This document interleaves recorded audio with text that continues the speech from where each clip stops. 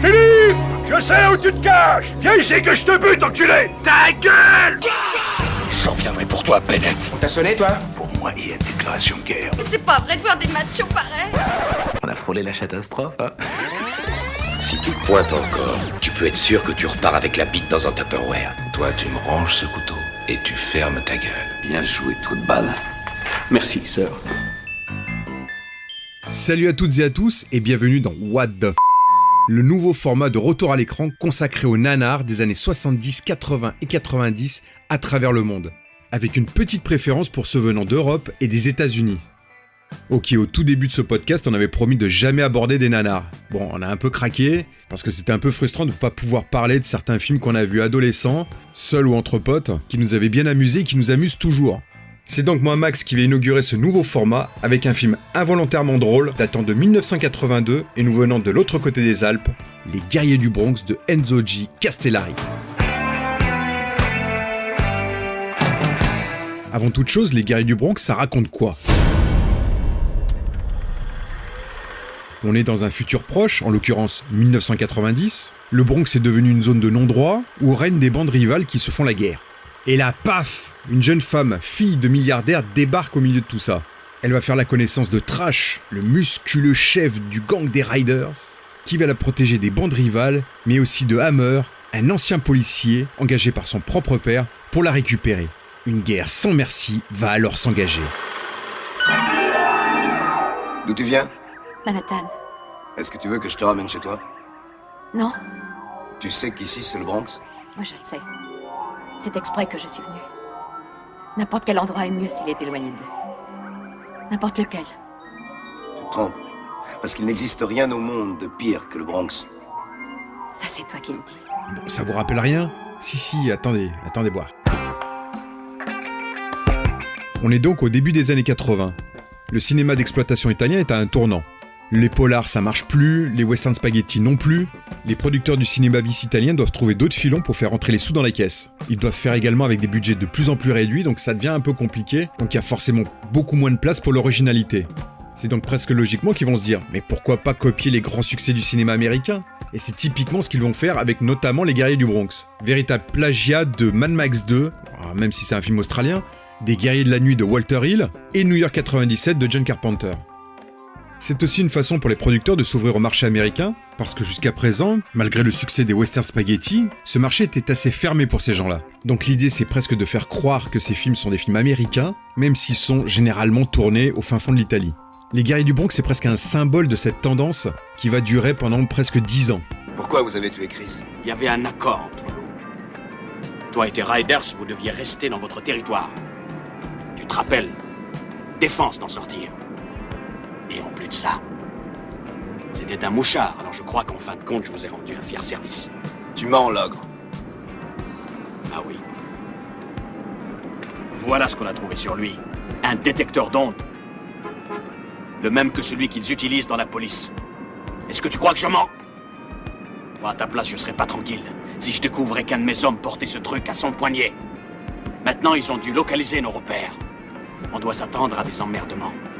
Alors il vaut mieux être vigilant. Trash. C'est donc le producteur Fabrizio De Angelis qui va avoir l'idée de piller les 3 films précédemment cités, et il va demander au scénariste Dardano Sacchetti, un scénariste avec qui il a l'habitude de travailler, notamment sur ses productions horrifiques réalisées par Lucio Fulci. Les connaisseurs se souviennent de L'Au-delà ou de L'Enfer des zombies. Et donc De Angelis va demander à Sacchetti de reprendre tous les ingrédients des 3 films qui avaient fait leur succès et de les compiler dans un scénario pas trop compliqué, qui fait place à l'action et qui pourra plaire des 2 côtés de l'Atlantique. Pendant ce temps-là, Fabrizio De Angelis engage Enzo G. Castellari pour mettre en image ce scénario. Castellari, c'est un solide artisan du cinéma bis italien des années 70. On lui doit notamment des westerns comme Keoma avec Franco Nero, ou l'excellent polar Big Racket avec Fabio Testi, et donc il lui fait signer un contrat pour 3 films de style post-apocalyptique, dans la même veine que Les Guerriers du Bronx. 3 films qu'il devra quand même mettre en boîte dans un laps de temps très court, 6 mois.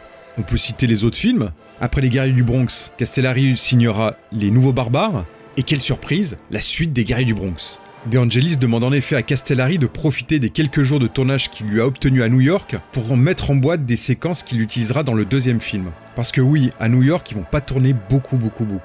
Ils vont tourner À peine une semaine combinée sur les 2 films. Le reste va être tourné dans la banlieue de Rome pour des questions de budget extrêmement limitées.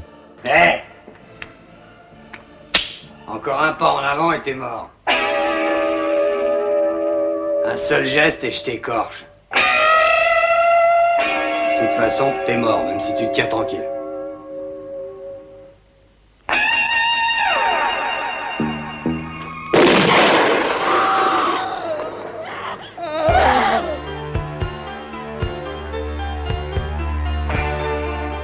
Pour toucher le marché américain, il faut des acteurs américains, et ouais. Mais De Angelis n'a pas les moyens de se payer un Redford ou un Newman. Alors il va les taper dans le cinéma d'exploitation américain. Pour jouer le rival de Trash, il va faire appel à Fred Williamson. Alors Fred Williamson, c'est un ancien joueur de football américain qui s'est ensuite reconverti comme acteur au milieu des années 70 dans bon nombre de films de la Blaxploitation. Il avait également joué précédemment dans un autre film de Castellari, The Inglourious Basterds, le film qui a inspiré Tarantino pour son long-métrage sorti en 2009, et dans quelques séries télévisées. Avec lui sont engagés Vic Morrow et Christopher Conley, 2 autres habitués de la télé américaine et présents dans quelques séries B dans les années 70. Mais alors qui pour incarner Trash, le chef des Riders, le héros de notre film? Le voyant grand et musclé, le réalisateur Enzo Castellari visite toutes les salles de musculation de Rome. Un jour, il tombe sur Marco De Gregorio, un grand bellâtre aux cheveux longs, parfait pour incarner Trash à ses yeux. Dans la grande tradition italienne d'américaniser les noms, Marco Di Gregorio devient Mark Gregory pour incarner Trash dans Les Guerriers du Bronx. Tu as fait entrer un meurtre sur mon territoire. S'il est venu, c'est pour remplir une mission. Confiée par la Manhattan Corporation, qui lui a demandé de ramener une fille. J'ai entendu dire qu'il y avait une fille très riche qui se cachait dans le Bronx. Mais je savais pas qu'elle s'était réfugiée dans les ordures. Les tiennes. Ça doit avoir son charme. Les Guerriers du Bronx, c'est aussi une affaire de famille.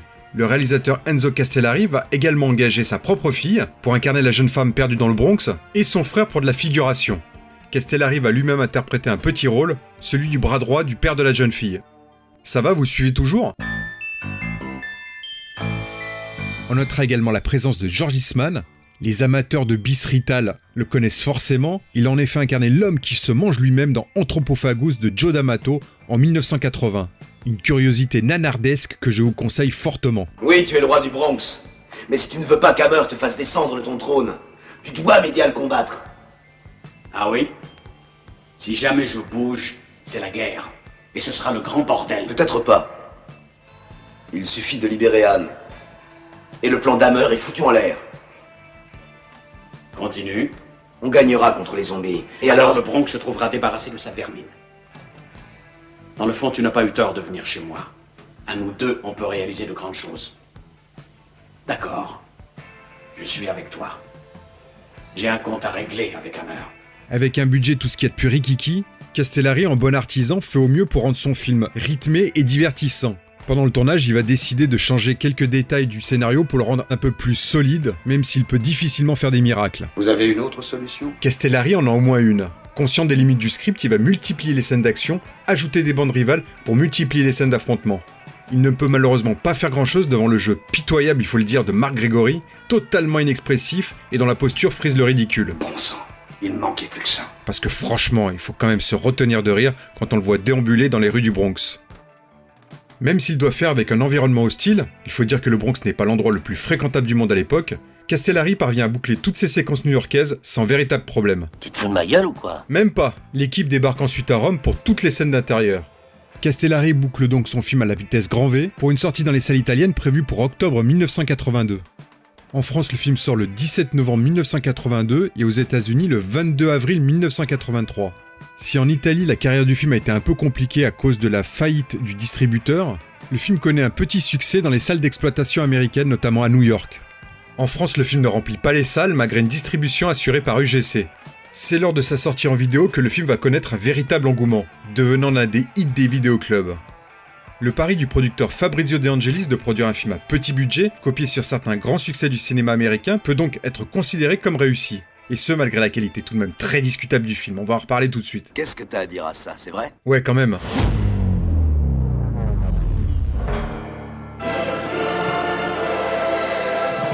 Comme je le disais en préambule, tout est ici involontairement drôle.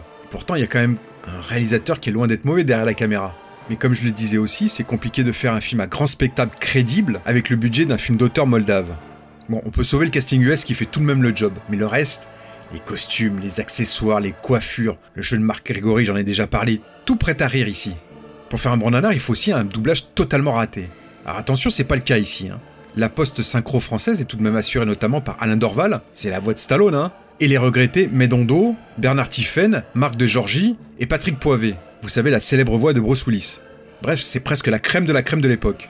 Mais les pauvres, ils doivent quand même jouer des textes tellement ridicules qu'ils ne peuvent pas vraiment relever le niveau de ce qui se passe à l'écran. Putain d'enfoiré. Je vais te caresser la gueule, moi. Tu me plais, petit PD. Oh, ordure. Tu vas voir si je suis pédé, fumier. Et je ne vous avais pas encore parlé de la musique. Allez, je vous passe un petit extrait du meilleur du pire de la BO.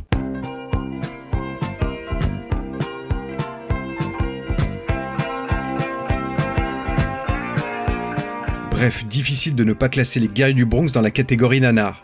Et pourtant, je l'aime bien ce film. Quelqu'un disait qu'un navet est tellement navet que ça en devient un dessert. Et c'est exactement ce que sont Les Guerriers du Bronx pour moi. En plus, c'est pas le pire de tous celui-ci.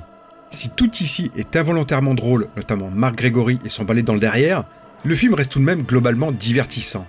Et c'est aussi le film parfait à partager à plusieurs. S'ils veulent la guerre, ils vont la voir, ces salopards. La guerre totale. Maintenant, il y en a marre de ces mecs, on doit les écraser. Sérieusement, si vous aimez les nanars, laissez-vous tenter. Vous serez franchement pas déçus. Un petit mot encore sur Marc Grégory, encore, ouais, je sais. Après avoir tourné quelques autres nanars, notamment une trilogie exceptionnelle qui s'appelle Thunder, le gars a décidé de quitter l'industrie cinématographique et de se reconvertir dans la peinture. On a peu à peu perdu sa trace et on a découvert il y a pas si longtemps que ça qu'il était malheureusement décédé dans la plus grande pauvreté. Alors pour rendre hommage à l'un des pires acteurs de l'histoire du cinéma, précipitez-vous sur Les Guerriers du Bronx. Vous entendez, les gars? Venez un peu par ici. Pour voir Les Guerriers du Bronx, pas de traces sur les plateformes VOD et SVOD. Il faut donc se tourner vers le support physique. Un DVD sorti il y a une quinzaine d'années est toujours disponible sur certains sites. Et sinon, il y a un Blu-ray qui sortira prochainement chez Pulse Video. Hammer, si vous n'avez pas ramené la fille demain matin avant 11h, votre tête tombera. J'ai la fille. Elle devrait être là dans une demi-heure. Faites en sorte que personne ne la voie. Personne ne devra jamais savoir ce qui s'est passé. Chut. On va vous l'expédier dans un œuf de Pâques. Sur ces bonnes paroles, je vous laisse, en espérant vous avoir vendu un minimum ce film, et vous dis à bientôt pour un nouvel épisode de Retour à l'écran. En attendant, tous nos autres épisodes sont disponibles sur notre site retouralécran.fr, sur YouTube et sur les meilleures plateformes de podcast et de streaming musical. Si je devais résumer ma vie aujourd'hui avec vous, je dirais que c'est d'abord des rencontres. C'est vrai que je ne vis que pour le cinéma. Pour être aimé, il faut être aimable. Vous voulez un chocolat? C'était pas ma guerre. Back in full force. Quelle est votre devise? Je m'appelle Bond. James Bond. Vous délirez totalement là. C'est ça qui permet de voyager à travers le temps. La vie a plus d'imagination que nous. J'espère que je ne vous apprends rien. Vous êtes un mélancolique. Mélancolique, mon cul.